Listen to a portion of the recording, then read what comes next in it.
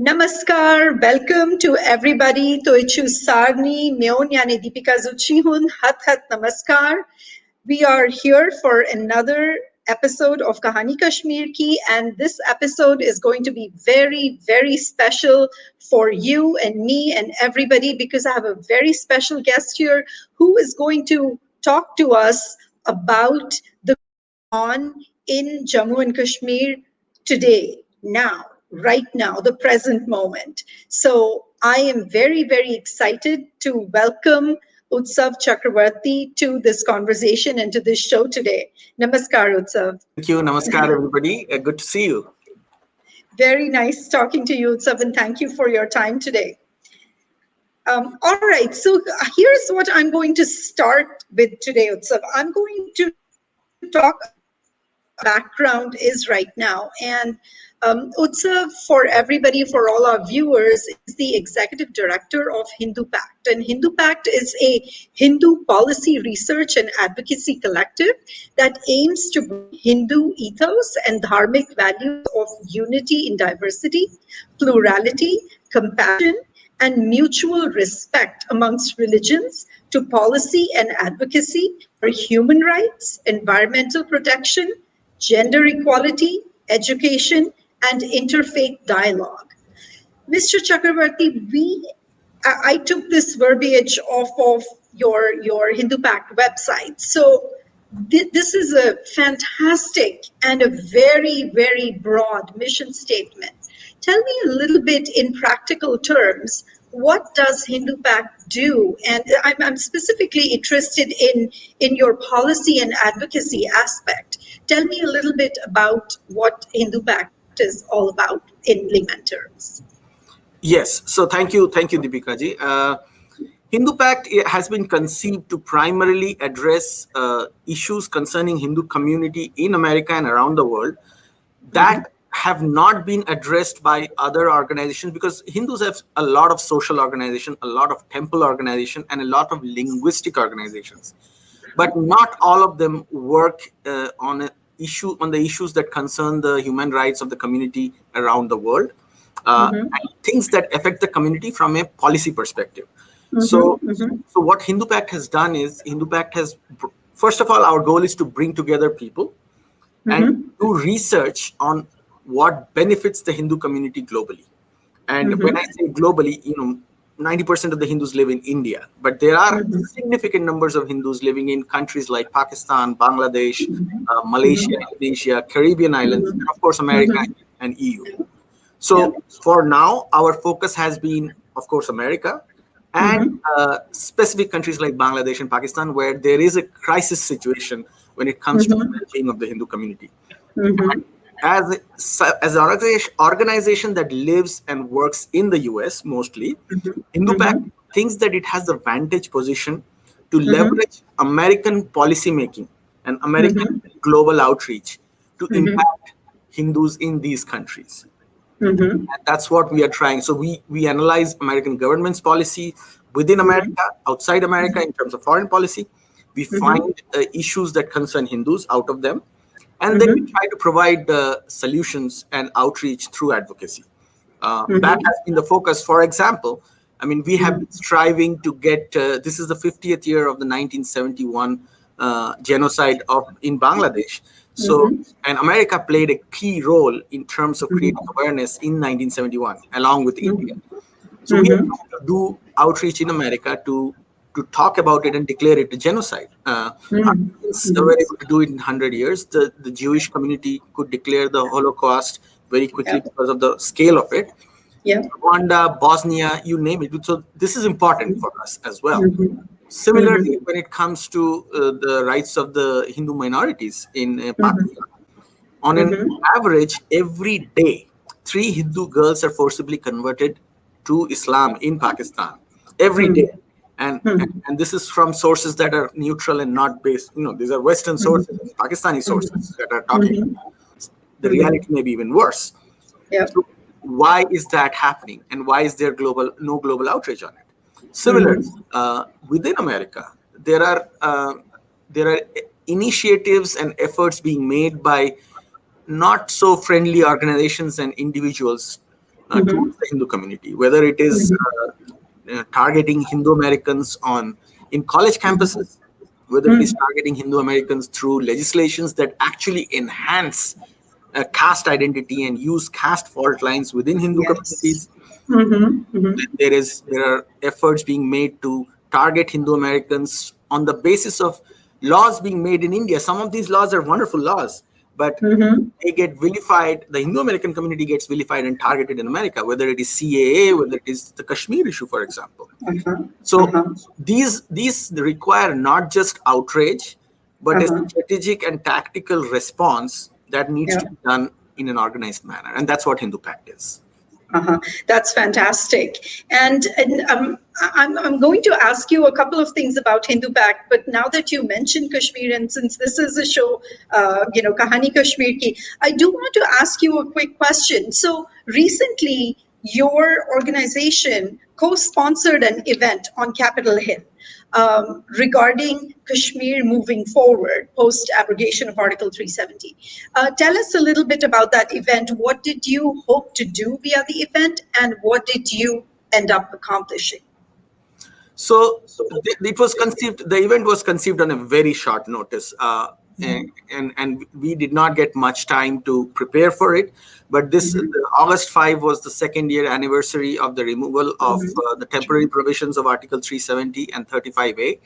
So we, as an organization, along with Kashmiri Hindu organizations, including GKPD, Global Kashmiri Pandit Diaspora, conceived of this quick event that would encourage lawmakers, staffers. They were all at the Capitol Hill because of the bills that were being passed and the sessions that were happening.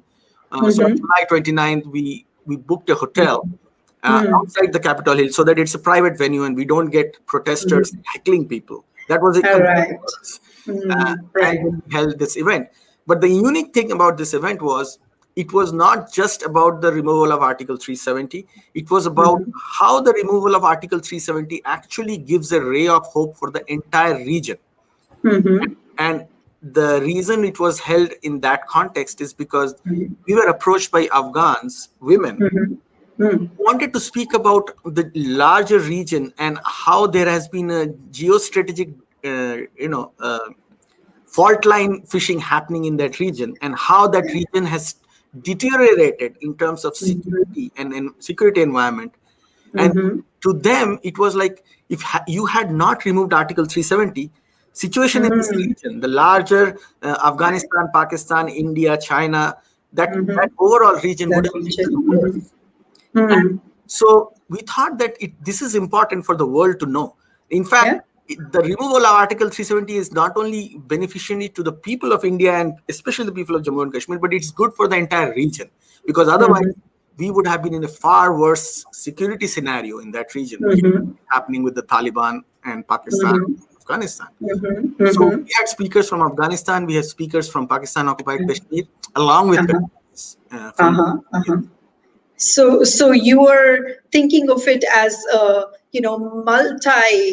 multi impact solution, in that at least you are bringing voices from all the aspects to bear upon the issue and then be able to voice that. Correct. Because people in India fully support removal of Article 370. People in Jammu and Kashmir support the removal of Article 370. It is important to show and educate the world why it is not just good for India and the Kashmiris, but also good for the entire region.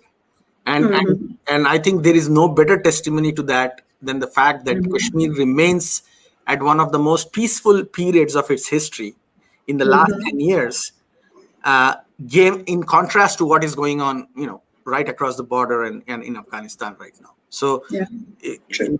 a lot of foresight credit must be given to Prime Minister Modi and the Indian government for having that foresight. Yeah, we'll talk about that in a minute. What I want to ask you is, and I consider you an expert on Kashmir. You've worked with Kashmir issues for over 15 years. Tell me, what would you say to people who say, I talk to a lot of people in the community, and sometimes I hear frustration from some of the diaspora people that tell me that, it's been 2 years, progress has been very slow. what would you say to them? What would your expert information be to them? People who are frustrated at the slow pace of progress. See, I think my analysis of the situation is that something that has been messed up for 70 years, 2 years is a really, I mean, with I fully empathize with the plight of the community. If things were perfect, then and if I could snap my finger and make things go away, then I wish the Kashmiri Pandit community could go back to their homes and go back to the reclaim their properties and reclaim their valley. Uh, the day Article 370 was removed. But the ground reality that we have to deal with, and this is something that is very important for all of us to understand from a pragmatic perspective, is that things have gone wrong, they were led down a really dark path for 70 plus years. And two generations have gone by with this mess. Since 1990, so much had been done wrong that in 2 years it's very hard to fix it. But I think it will take another 2 to 4 years for things to be on a better path if things keep on going, improving the way they are improving. And again, this is something that is a big question mark, because despite India's every effort to bring security back to the valley, there is even a small segment of the Kashmiri population that is willing to play the game that Pakistan wants to play and be the cannon fodder for on Yes. behalf of Pakistan. Then Yes. the lives of our Kashmiri Pandit community, lives of our other Kashmiri communities that want to live in peace will be jeopardized. And that's the challenge that everybody has to deal with.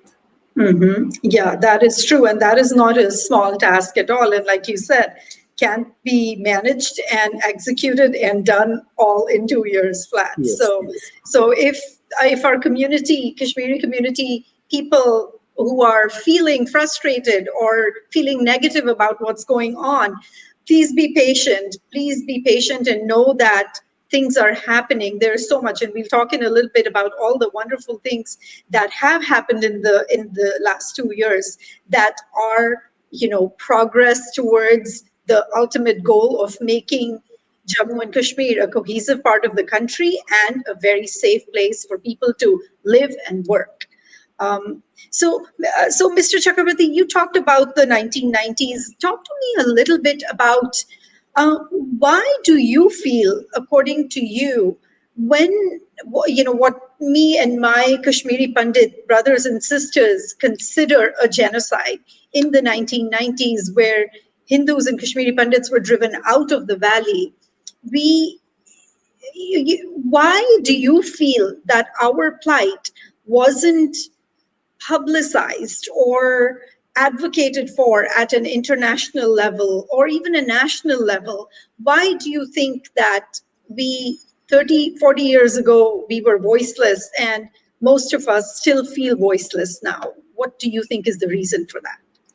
I would say there were a couple of reasons. It's not just one reason, multiple reasons, both from the Indian side and from the side of Pakistan and their proxies.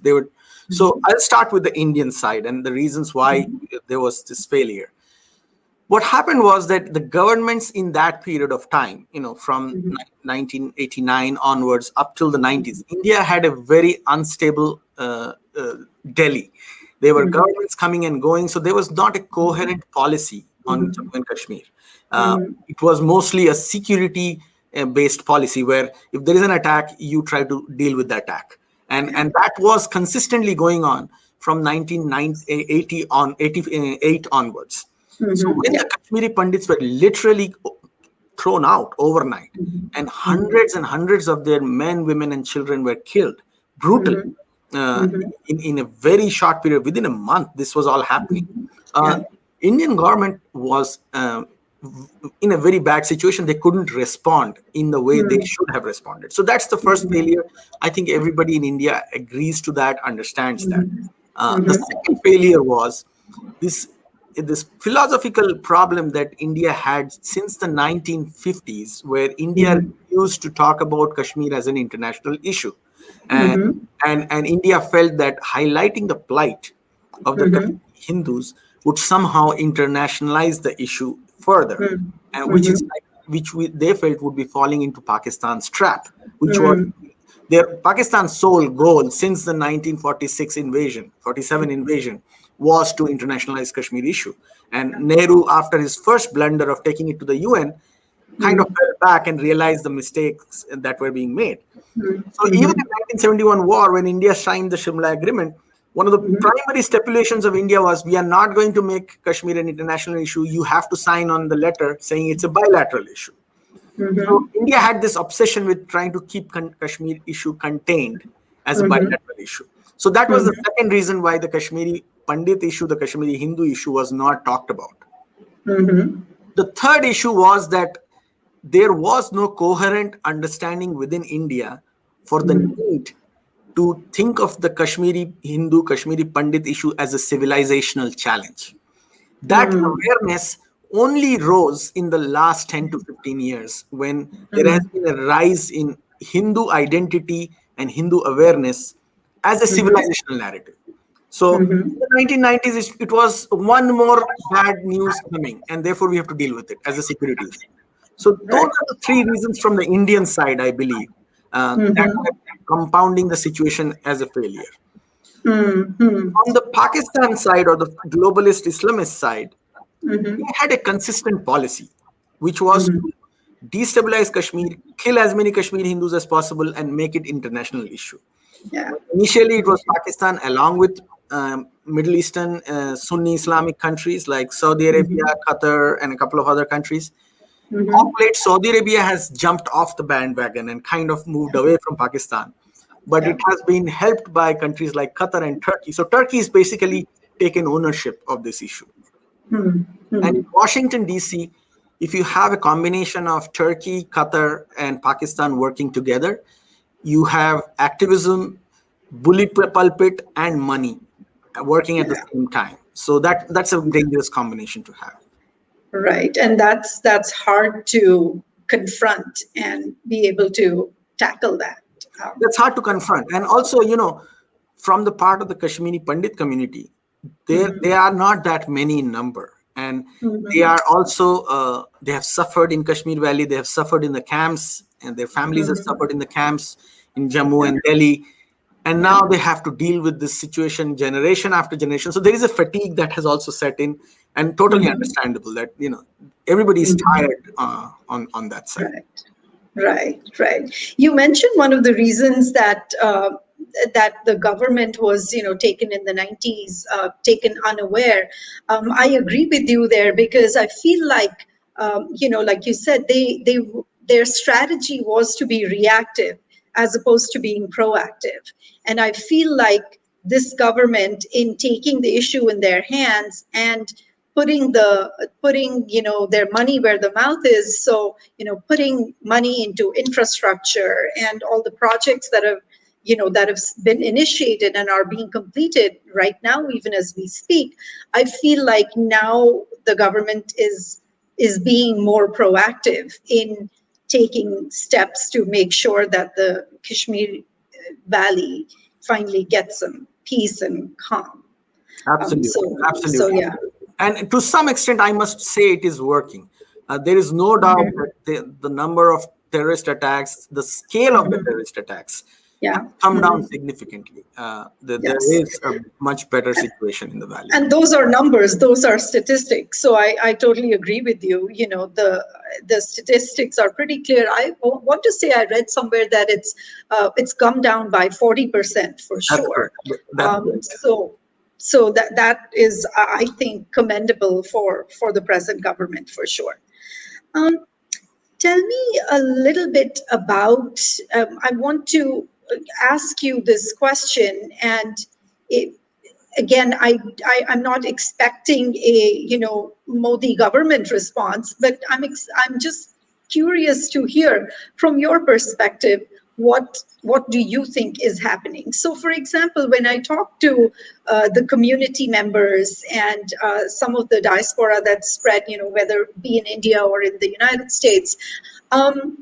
So one of the things that I heard, so for example, recently, a couple of months back, or maybe a month ago, Modi ji had a roundtable to discuss the next steps in the moving forward strategy.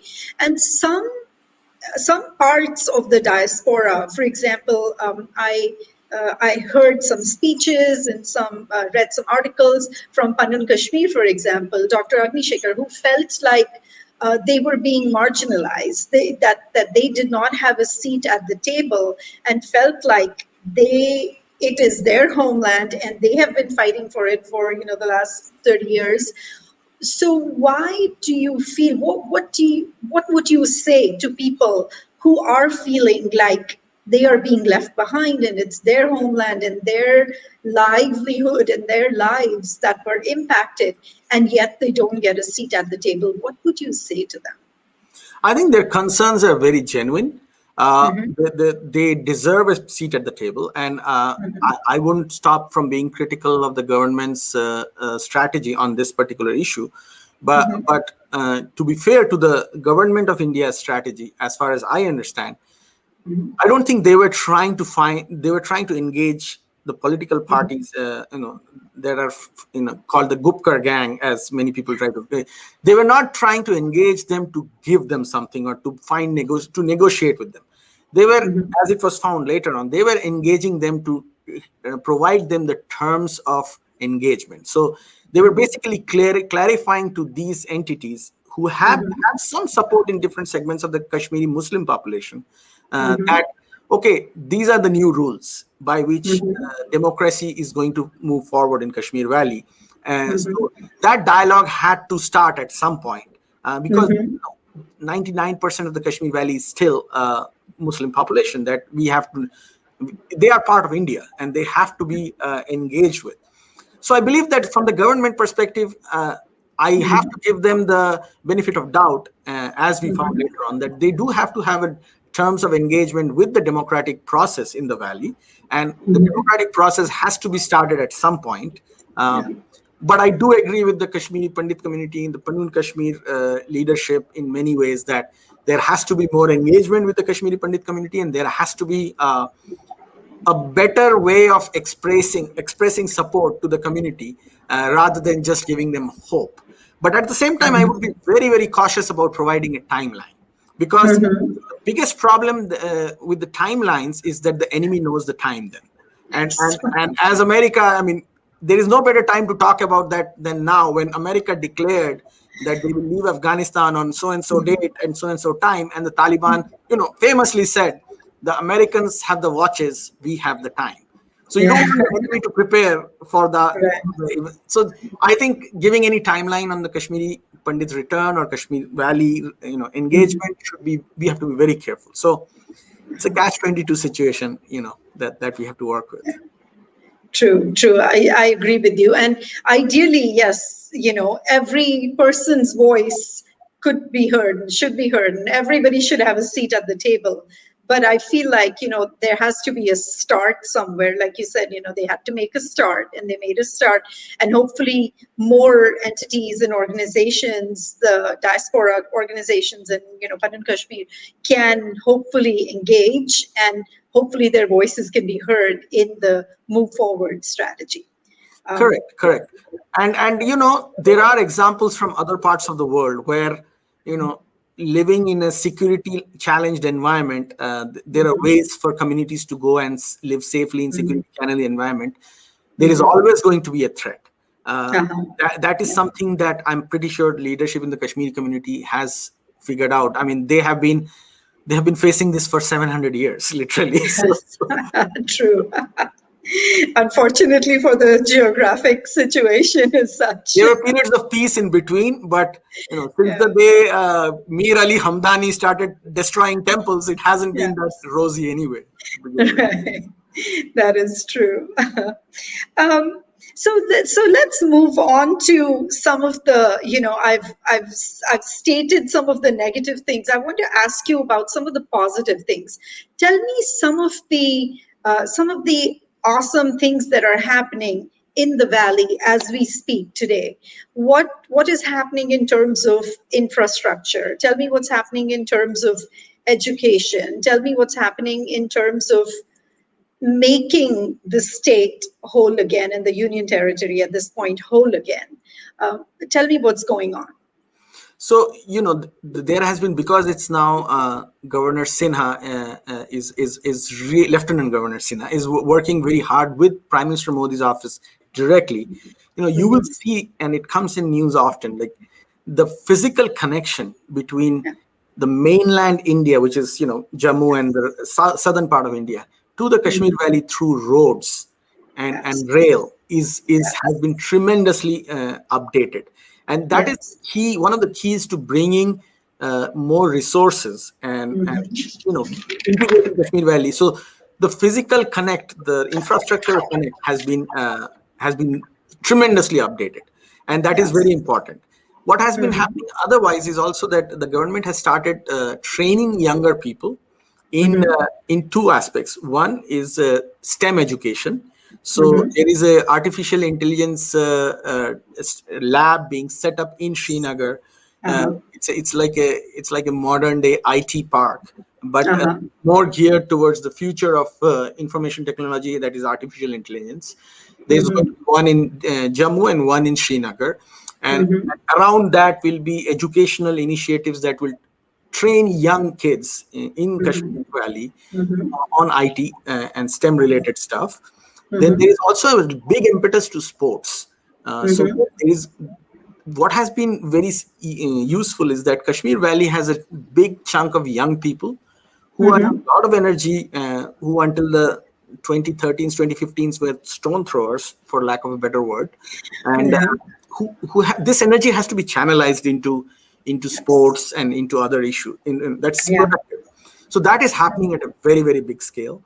There's Mhm. also biotechnological facilities being developed where research facilities will be built within those infrastructures for Mhm. study on virus, especially after Mhm. COVID, these things are coming up. Mhm. So I would say that in the next 2 years, you will see many of these projects come to fruition, Mhm. and there will be avenues for young people in Mhm. Kashmir Valley and other parts of Mhm. India. This is the most important part. People from Yeah. other parts of the country can now go and settle in the Kashmir Valley and Yeah. help in rebuilding the valley.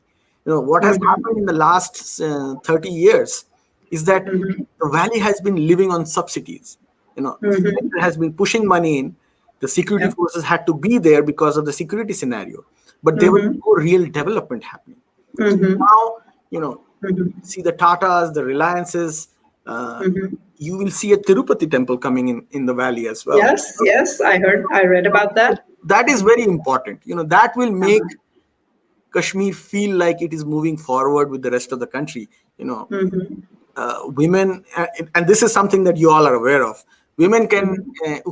who are married to non-Kashmiris can now go back and claim Mhm. their inheritance in the valley.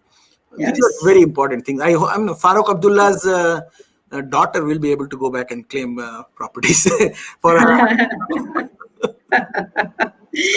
So Yeah, yeah, those are some great developments. Personally, I can tell you the rail link between Udhampur and Srinagar and Baramulla, that is itself going to be, that's an amazing development. I can tell you from when I was young, and we would have to take that treacherous 12-hour bus journey from Jammu to Srinagar. Beautiful, beautiful, vistas. You go through Patnitop and Kazikund and Batot and all of those places, but very treacherous, very dangerous. And just the fact that now there's going to be a rail link between Udaipur and Srinagar and Baramulla, that is infrastructurally a huge step and great progress, I would say. absolutely, absolutely, and I think with that will come the feeling that Kashmir Valley is no more isolated from the rest of the country, and that is, I think, very important. Psychologically, that is important. Yes, yes, exactly. That's exactly what my thought was when I read that information and that news. Um, okay, so let's talk a little bit about. One other thing that when you said sports, I have read that a lot of water-based sports are being encouraged. So I think that's perfect for what's in the surrounding the environment of the valley. So that is just perfect that they're doing that. And you And won't be surprised in the next Olympics, you have young Kashmiris vying for medals in the next yes, Olympics. So I think that those are the things on which current government and if, other governments that come in future, they should be continuing this forward. And there is no reason why the valley will not find peace eventually, and KPs can go back Right. safely. True, that is so true. And at this point, since we are talking about sports, I do want to give a shout out to the rising athletes of Jagti camp, because they are a really, the so-called ragtag, but not really ragtag group of young kids who are athletes and are wanting to progress in their athletic careers. So shout out to the rising athletes of Jagti camp for sure. Wonderful, Um, wonderful. yeah, and Mr. Chakrabarti, one other thing in terms of all of the improvements and the enhancements and the and everything else that's going on, I do want to mention, IIT Jammu and AIMS has been started. So, I mean, just the fact that like you said, STEM education is being so given a lot of importance. I feel like you said, all of the people who were feeling previously isolated in the valley and didn't quite feel like part of the country, what better way to bring them up with the rest of the country and bring them to that level technologically, infrastructurally, policy wise. It's just, a wonderful step. But I'm going to be patient, like you said, and give it time and give the current government time for the results to come back and for that to flourish. True, true. And mind you, I must say that there's not going to be a perfect situation. That we have to be very practical about that, because Sure. the entities we are dealing with are fanatics. They believe in a theology and an ideology that doesn't even give respect to these developments. For them, for some of them, it's not about what they do in this world. It's about what they do after blowing themselves up. So that segment of the population will still exist.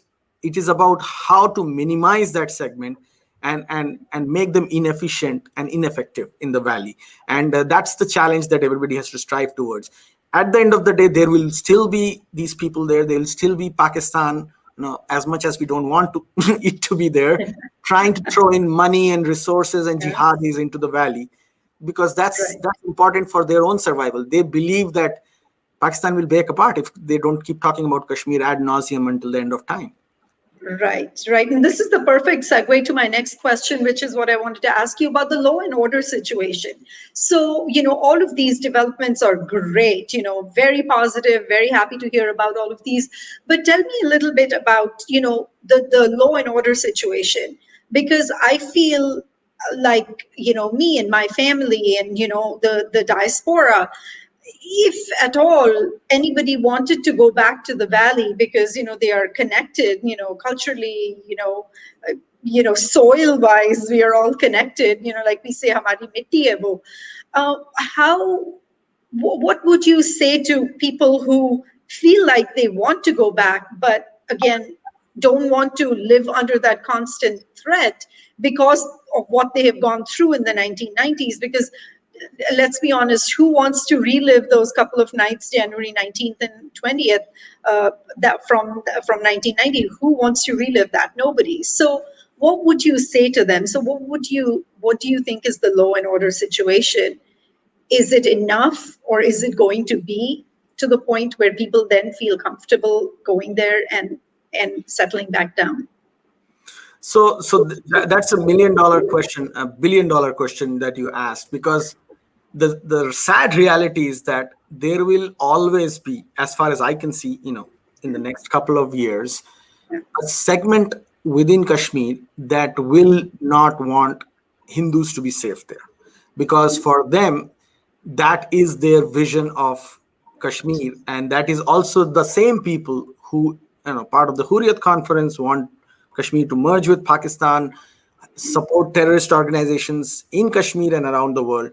And there is a segment of the youth in the Kashmir Valley that has been fed this narrative for so long that they are brainwashed. They are pro Al Qaeda, pro jihadi, pro ISIS. I mean, there was a time when, just a couple of years ago, when ISIS had a significant presence.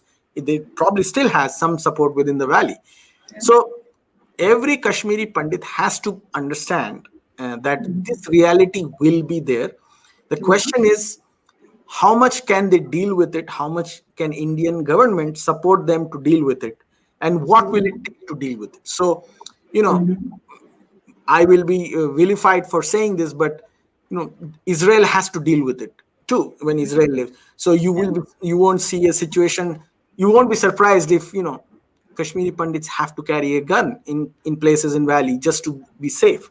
And that's Israel is one of the most developed countries in the world. But if you go to Israel and if you go to the areas where they are right next to Gaza, young Israelis go out to party with a M16 on their shoulder, and that is the reality that they have to deal with. So I may sound that I'm not looking at the perfect scenario here, but there is not going to be a perfect scenario. We live in a part of the world where there is the Al Qaeda ideology, there is the Islamist ideologies. They do not believe in mutual respect or coexistence. And when you are in a valley where there could be 5% of these people, if not more, you have to be prepared. So that is the mental preparedness, the physical preparedness that Kashmiri Pandits have to think about. And I know it's not easy to tell a community that has faced so many genocides over the centuries to think about this is not easy. But Yeah. I'm just coming at it. If I was a Kashmiri Pandit, I would say that to myself as well. Right. And So it's interesting you say that, because, we as a community are such pacifists, and, and for us to, wake up and be like, oh, wow, we've got to do what? It's, that's going to be a very interesting turn of, everything that I have grown up with. And, we do a lot of, prayers and puja and, fasting and food, and that is a but huge part of our culture. just to give you a historical context, speaking of Kashmiri Hindu community, the Kashmiri king Lalitaditya is one of the very few kings in the Indian subcontinent who did not wait for the caliphates to come to the borders of Indus River and fight them. Lalitaditya was the only Indian king that I know of that went across Afghanistan and met the Islamic Caliphate, the Umayyad Caliphate, which was the second Caliphate of Islam, very powerful, very expansive, in Afghanistan, Western Afghanistan, Northern Iran, and fought them there. And so there are lessons to be drawn from history. The Kashmiri Pandit community doesn't have to be the pacifist community that they. I'm not saying that you go around start shooting people, but there is a civilizational challenge here, and this civilizational challenge has to be met in a civilizational manner. From it's easy for me to say this sitting in a studio, but I'm just bringing context to history. But you're right. At the end of the day, it's an existential challenge too. So, Correct. what we do at this moment in time will determine the rest of the course of the history of this diaspora and what ends up happening with it. Yes. Mahmud Ghaznavi, going forward 200, 300 years further from Lalita Aditya, Mahmud Ghaznavi and Muhammad Ghori, another 100-year forward, did not dare to attack the Kashmir Valley. They tried. They did not dare. So there must be something that the Kashmiri Pandits still carry forward. So Muhammad Ghori went all the way to Delhi, but he didn't think about attacking Kashmir because he knew what he will face if he goes across the Satluj River.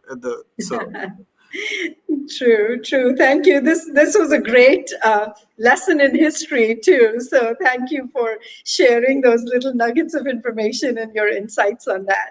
I'm going to thank you for your time today, Mr. Chakrabarti. But also, before I let you go, I would like to ask you if there is any special message you have, since you are doing such wonderful work for the Kashmiri Pandit community as part of your larger body of work. Tell me, or tell the community, if this is your 15-second platform to share whatever it is, your heartfelt feelings with the Kashmiri Pandit diaspora. What would you like to tell us, and what would you like to share? Well, firstly, I would like to say that I'm a fan of the Kashmiri Hindu community, what they have contributed not just to India, but to the entire world throughout the last 7 centuries that I am aware of.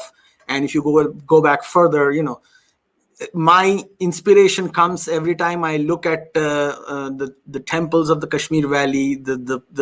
I love history, and I read up and dug up the history of the Kashmir Valley as Kashmiri community as much as I could. So they have been an inspiration philosophically and historically for the entire world, for the entire Hindu community. The Hindu community globally stands with them, and I am one of them who stands with the Kashmiri Hindu community as well. Uh, they are part of our civilization, and they are, being where they are, the crown of our civilization, if I can put it that way, because physically they are the crown. Literally. So I, my only suggestion thought for them is that it won't be easy, and there is no silver bullet that will solve the issues that the community has faced. We have to do this together. We have to join hands, keep dealing with this, because the other option is even worse. And what we are up against is a civilizational challenge. It's not as regional challenge, it's not as social challenge, it is a civilizational challenge, and we have to fight this with a civilizational vision. So that's my thought. Yes, thank you. Thank you. So, such insightful comments, and I really appreciate your time, Mr. Chakrabarti. And thank you for sharing your all of the expertise that you have acquired over the last many, many years. And we really appreciate all the work that you are doing on behalf of the community as well. So thank you for joining us today, and thank you for your continued work and efforts on behalf of the community. And we really appreciate that. Thank you, Deepika ji, and thank you very much for inviting me today. And Of it's a pleasure. course. It was my honor, and we are in this together. Thank you, Deepika ji. Thank you. And to all the viewers today, thank you for your time. We really appreciate that you joined us today. And if you are watching this show and have a story to share, if you want to come on the show and share your story with us, this is your platform. The show is yours. Please come on to the show. Send me a text at 513-488-5070 and come to the show and share your story with the community, with the country, and with the rest of the world. So with that, thank you very much for your time today. Toichu Sarni Neon Yani Deepika Zutshi Hun. Hatat Namaskar. Namaskar.